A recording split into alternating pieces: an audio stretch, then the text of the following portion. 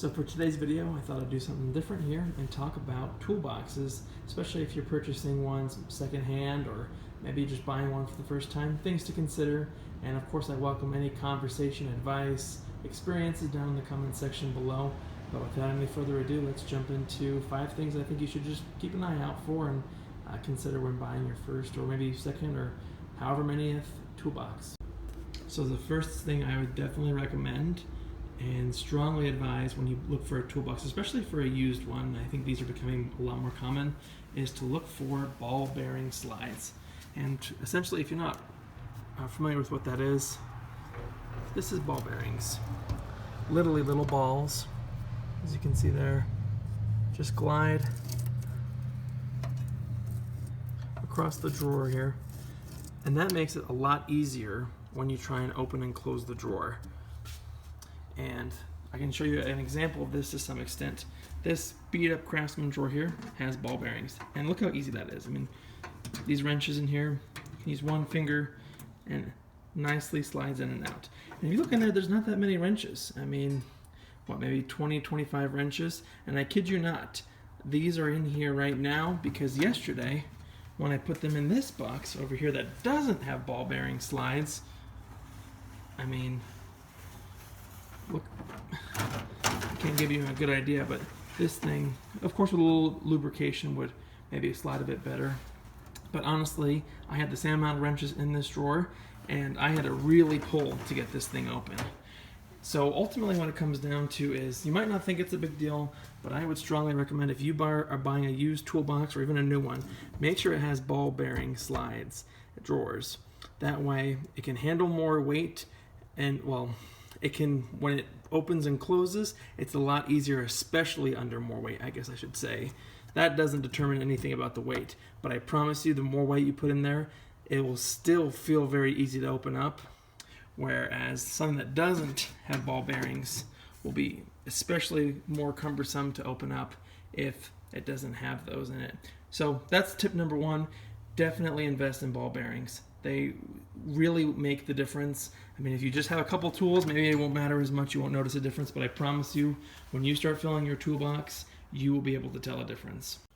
All right, number 2 here, when we think about our toolboxes, is for me, I want to think about the function of that toolbox. Now that might come into, well, are you a DIYer? Are you a professional? Are you working in a shop with other people? Because those are variables to consider of, okay, does your toolbox need to move around with you? Maybe you're working on cars in a shop and you need mobility. So having a big cart like this that doesn't have a handle is not going to be something for you. Maybe you're going to want to consider something smaller like a roller cart that has a couple of drawers and you can have all your sockets on the top of it. Or maybe you're just a DIYer who has lots of tools and you care about drawer number and having it in a fixed place is fine, like I do. So for me, that's why it made sense to buy more drawers, more boxes that don't necessarily move around. The casters are kind of crappy in the stage of life that they're at, but maybe you need something bigger. Maybe you have a crap ton of tools and you need more storage. Maybe you have lots of smaller things because of the work that you work on, so you want to look into narrower drawers. All things to consider when you are looking at a toolbox is, what is its function? Is it just going to hold tools, going to stay in a fixed place? You don't have to worry about the locking system because, it's just you by yourself in the shop? Or, what are those kind of variables that matter? Security, functionality, efficiency, how it moves, how mobile it is. All things to consider when, thinking about the function of your toolbox. Number 3 on my list is probably one of personally the most important, and that's the drawer style. Obviously, there's tons out there. There's these kind of short, narrow drawers, the thin ones, the wider and longer drawers, or the deeper drawers.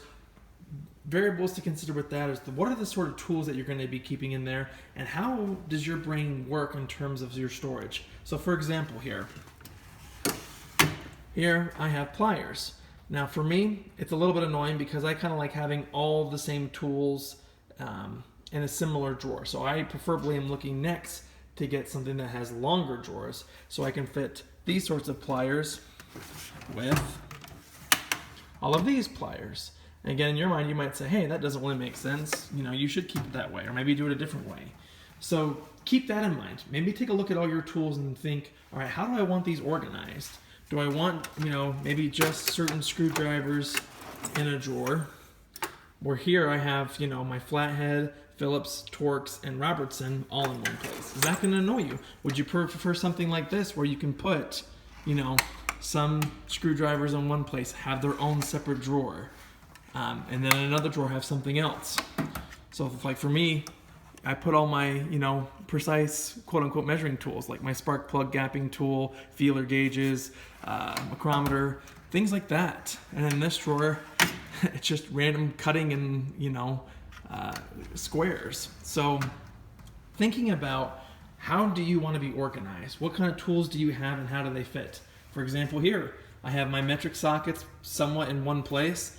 And then here, ignore, this is all of my SAE sockets.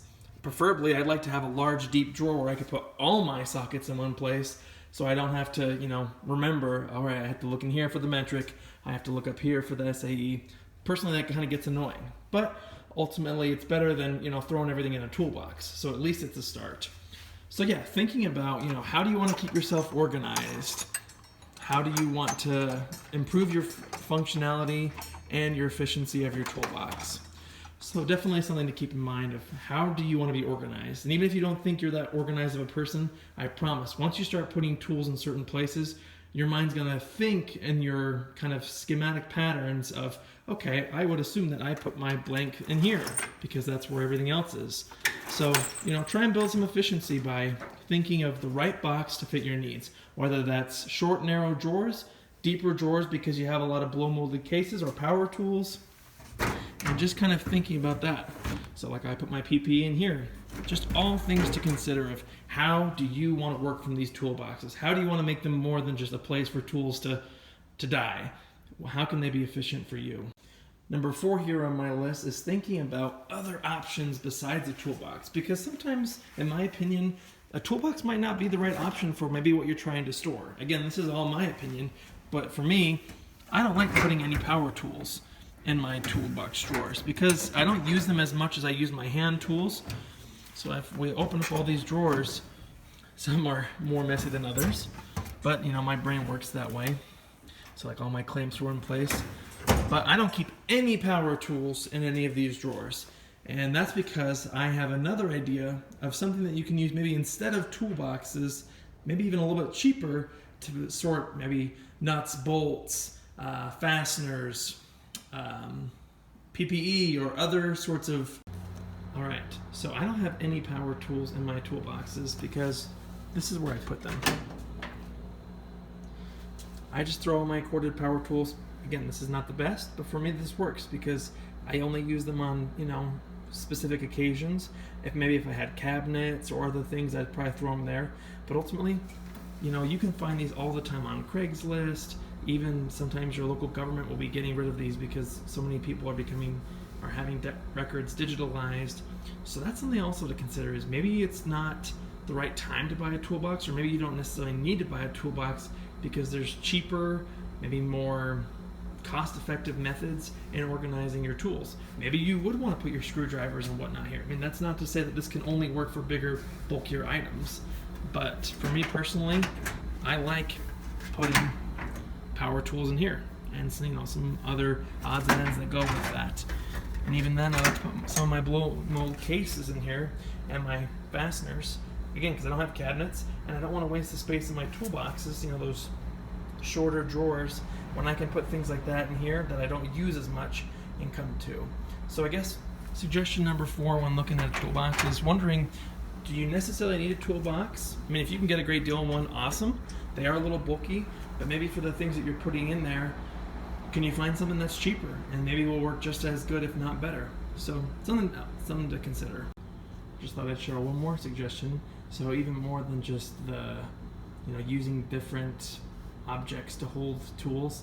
Also, when it comes to maybe hardware and things, I've seen guys that use their toolboxes to hold extra wire and wire nuts and plumbing things, and that's totally fine. You're more than welcome to do that with your tools and the consumables. For me personally, I like just putting all those sorts of things in bins and stacking those on these plastic shelves. That way, if I need something that's not a tool, I can know, okay, plugs for furniture, those wooden plugs. That's something that I'd find in my carpentry bin. Or maybe I'm gonna need some more, wiring or bulbs. That's gonna be in my auto bin. Or maybe I just need some, gloves. Personally, I like to throw that kind of stuff in a container like that instead of taking up real estate within my toolbox. So again, think outside the box. Not everything has to go in your toolbox. Maybe there's better, more efficient ways to organize your things. So just keep that in mind. My last piece of advice here, so tip number 5, is thinking about the longevity of your box. And that's not only in the material, the brand, that's completely up to you. I'm not going to give you any opinion on that. If you want to spend money on a Snap-on box or a Harbor Freight box, that's your call. But ultimately what I think it comes down to is the tools that are inside the toolbox. I think a lot of people think of a toolbox as a status symbol, so they want to buy the most expensive, the biggest, the baddest, this, that, and the other for a toolbox. And in my personal opinion, really what matters is more the person using those tools and the tools that they have. So personally, I don't care too much about the boxes. For me, it's just a place to keep myself organized and to throw tools in. I care more about having good tools that will last me, that do the job. Because ultimately, that's what makes me happy. It's not, part of it, the fun is putting tools away and thinking, oh man, I have so many tools to pull from. But ultimately, it matters more that I have, wrenches that can do the job, or that I have sockets that aren't having any skips. So definitely something to consider there. Of what is the right ratio of storage to actually the tools that can fit in there. I mean, if you want to spend a lot of money on a toolbox to just have that, and you only have a couple Harbor Freight screwdrivers, that's something to consider. Maybe you should spend and invest more in the tools themselves so you can fill those boxes. Now, I'm not saying you need to buy just enough space to fit what you have, because then you're going to be buying toolboxes galore for the rest of your life. And I guess that's not necessarily a bad thing, but thinking about, okay, how can my toolbox serve me the best for my needs now and maybe kind of going forward? So it's also thinking about, okay, am I going to grow in this profession or this hobby? Or, do I just want enough space for some screwdrivers, some ratchets, some wrenches, and that's all I need? And maybe you just want to confine yourself to a small toolbox so you don't, spend thousands and thousands of dollars of tools. So again, just all things to consider. Thinking about the longevity of not only the actual box itself. I mean, of course, if you want to give it to a child or a friend one day, or leave it to somebody, maybe that is something to consider, that you want to spend more on a toolbox or buy more, whatnot. But I think what I'm trying to get at here is that really the toolbox is a place to put tools. And, obviously it's also security, if that's part of your job. It protects an investment.